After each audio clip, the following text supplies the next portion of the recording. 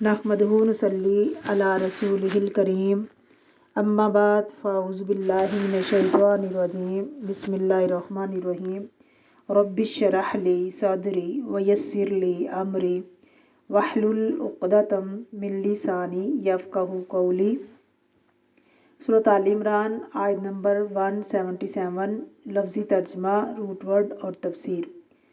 انا بے شک یا تحقیق، الذین جنہوں نے، اشترا خریدا، والکفر کفر کو، بالایمان ایمان کے بدلے، لن بالکل نہیں، یضروا وہ نقصان پہنچا سکتے، اللہ اللہ کو، شیئا کچھ بھی، وَلَهُمْ اور ان کے لیے، عذاب علیم عذاب بہت تکلیف دینے والا۔ تفسیر۔ بسم اللہ الرحمن الرحیم۔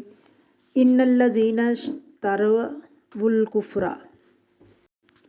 ان الذین اشتروا الکفر بالایمان، بے شک وہ لوگ جو خریدتے ہیں کفر کو بدلے ایمان کے۔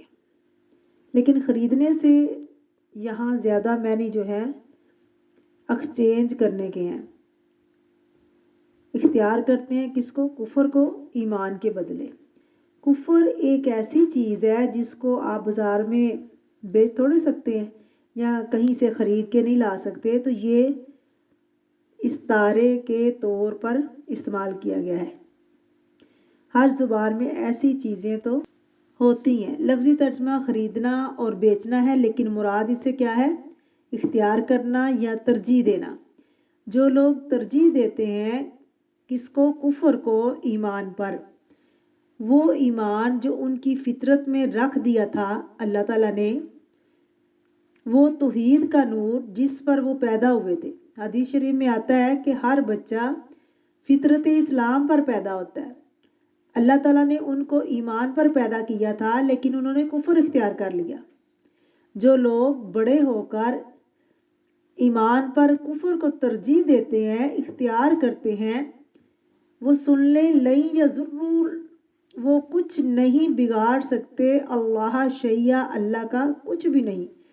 وہ اللہ کو کوئی نقصان نہیں دے سکتے، وہ اللہ کا کچھ بھی نہیں بگاڑ سکتے۔ کیوں؟ کیونکہ اس لیے اللہ تعالیٰ دنیا کے بادشاہوں کی طرح نہیں ہے۔ دنیا کا کوئی بادشاہ، کوئی اتھارٹی رکھنے والا شخص، اس کی قوت کا انحصار کس پر ہوتا ہے؟ فوجیوں پر، فوج پر، اس کے وسائل پر، سورسز پر۔ اگر کسی ملک کے سورسز ختم ہو جائیں یا اس کی فوجیں بغاوت کر دیں تو سربراہ قائم نہیں رہ سکتا۔ تو دنیاوی بادشاہ تو ایسے ہوتے ہیں، اگر اس کے ساتھی ساتھ چھوڑ جائیں تو وہ اس کا تختہ نیچے آ گرتا ہے، کیونکہ وہ انسانوں کے بل بوتے پر ہوتے ہیں۔ اور جمہوریت بھی جہاں کہیں ہے، جنہیں چنا ہوتا ہے، اگر وہی بائیکاٹ کر لیں تو کیا ہوگا؟ حکومت ٹوٹ جائے گی۔ اکثر آپ نے دیکھا ہوگا کہ کچھ ملکوں میں یہ کھیل بنا ہوا ہے کہ کچھ عرصے کے بعد لوگ اسمبلی میں چنے جاتے ہیں عوام کی طرف سے۔ لیکن اگر دنیا میں کوئی شخص مسلمان ہونے کے بعد کفر اختیار کرتا ہے تو اس سے اللہ تعالیٰ کو کوئی نقصان نہیں ہوتا۔ اللہ کی حکومت ایسی نہیں ہے جیسی دنیاوی حکومت ہوتی ہے۔ اگر کوئی ساتھ چھوڑ جائے تو وہ کمزور پڑ جاتے ہیں یا ان کا تخت چلا جاتا ہے۔ یہ سارے کے سارے لوگ اگر کفر بھی اختیار کر لیں تو اللہ کی بادشاہت میں، اس کی حکومت میں، اس کی عظمت کو کچھ نقصان نہیں پہنچا سکتے۔ اللہ ہم سب کی عبادت سے بے نیاز ہے۔